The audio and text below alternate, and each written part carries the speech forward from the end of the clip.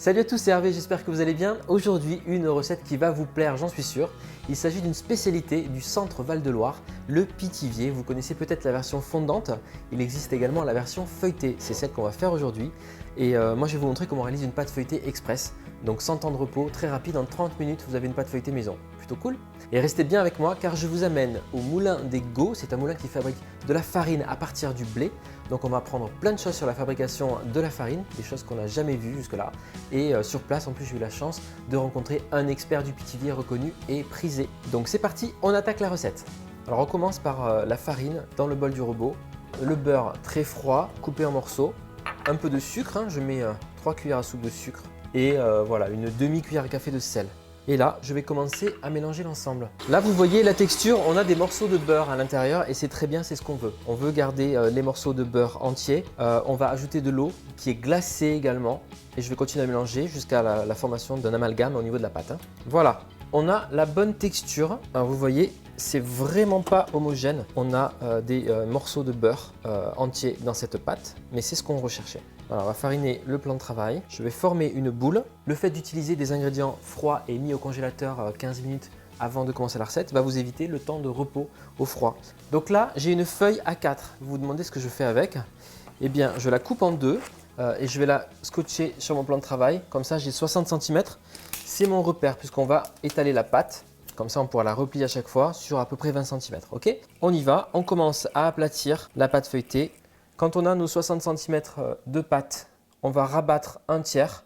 Donc vous avez en gros voilà, 20 cm ici. Avec un pinceau, enlevez toujours le surplus de farine. C'est vraiment pour pas que ça colle au plan de travail, mais on n'en veut pas entre les différentes couches de pâte. On rabat ensuite sur le dessus le tiers inférieur. Ce qu'on fait, c'est qu'on le tourne d'un quart dans le sens des aiguilles d'une montre. Comme ça, je me retrouve avec le pliage horizontal cette fois-ci et je vais réétaler ma pâte donc sur les 60 cm à nouveau. Ça, vous le faites 4 fois en tout et c'est reparti, je réétale. Mais direct, il n'y a pas de temps de pause entre les différents tours. On va faire la crème d'amande et pendant ce temps, je vais réserver ma pâte feuilletée au frigo. On va attaquer la crème amande, donc super simple, dans le robot ou à la main. Je mets la poudre d'amande, également le sucre. Je vais mettre le beurre qui est à température ambiante et on va commencer à crémer l'ensemble. J'ajoute un petit peu de rhum et je vais ajouter les œufs un par un. Et pour finir, voilà, une bonne cuillère à soupe de fécule de maïs. Voilà, la crème amande est terminée. On va pouvoir étaler notre pâte feuilletée. On va fariner un tout petit peu le plan de travail, léger. Donc je vais l'étaler en long et je viendrai découper 2 cercles. Je dispose le premier cercle, voilà, sur une plaque recouverte de papier cuisson. On va venir disposer la crème amande au centre. On vient l'étaler et on se laisse bien sûr une marge tout autour pour venir coller le deuxième cercle de pâte. Je viens disposer du coup le deuxième cercle sur le premier et j'appuie bien avec mes doigts tout autour pour souder les deux pâtes. Avec la lame d'un couteau, on peut faire des petits motifs sur le dessus, donc on ne transperce pas la pâte évidemment. Je vais venir dorer avec un jaune d'œuf battu. Allez, c'est parti, on y va pour 40 minutes de cuisson, à peu près 40-45 minutes à 180 degrés. On vérifiera et on espère que le feuilletage va bien se passer pendant la cuisson. Bon, alors je sais que vous allez me poser la question, la différence entre le pitivier feuilleté et la galette des rois frangipane?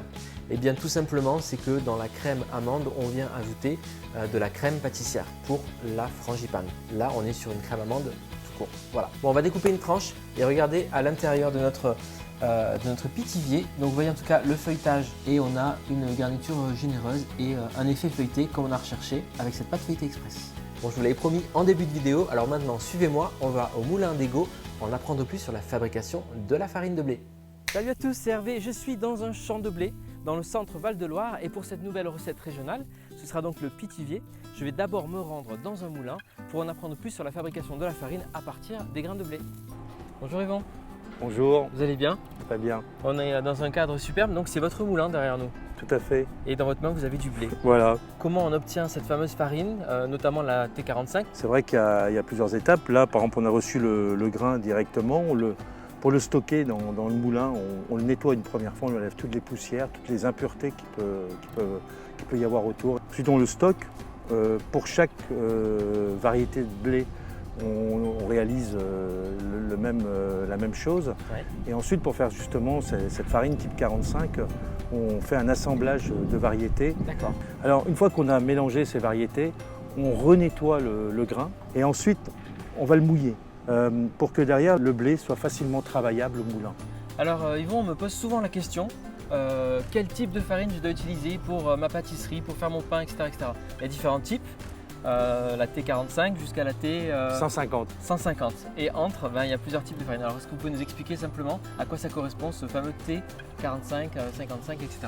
Alors, le type, au moins pour la meunerie française, correspond il y a une relation entre le taux d'extraction et le taux de matière minérale. D'accord. C'est-à-dire que plus une farine est blanche, moins il y a de matière minérale, puisque les matières minérales sont contenues dans l'enveloppe du grain, donc dans le son.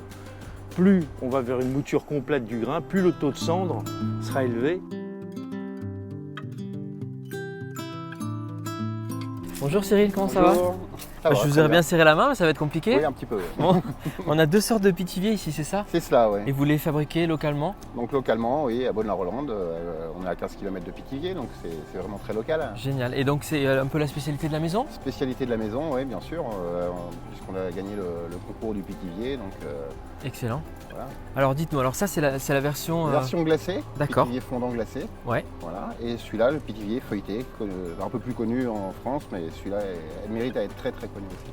La pâte feuilletée, vous la faites maison, Tout est fait avec de la farine de blé d'ici? Bien sûr. C'est ça? Farine du Moulin d'Ego. Ok, et c'est laquelle? Parce qu'on a un petit peu appris sur les différents types de farine, c'est la T45 que vous utilisez? La T45, la Belle Rouge, la farine de gruau.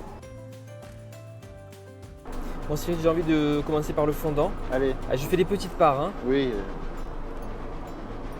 Oh, c'est vraiment bon. Ça fond dans la bouche. Hein. Ça fond. Un goût d'amande franchement intense. Ouais. Il y a le petit goût du rhum qui ressort. Très léger. Oh là là. Cette texture là, mais c'est à tomber quoi.